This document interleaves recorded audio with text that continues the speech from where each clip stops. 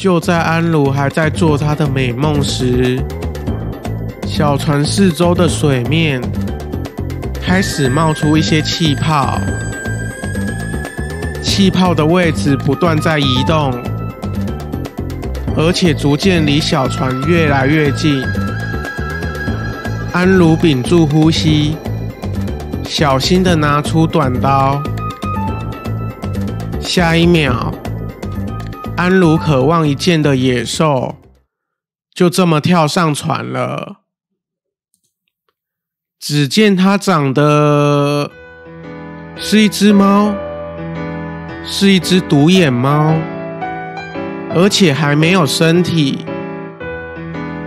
安茹不禁笑了出来，幸好不是什么危险的凶手，不然小船上肯定会触发战斗。安茹伸手想去摸它，独眼猫却往旁边一闪。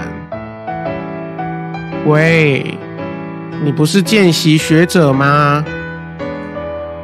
怎么这么没有礼貌？我可不记得说有要让你摸啊！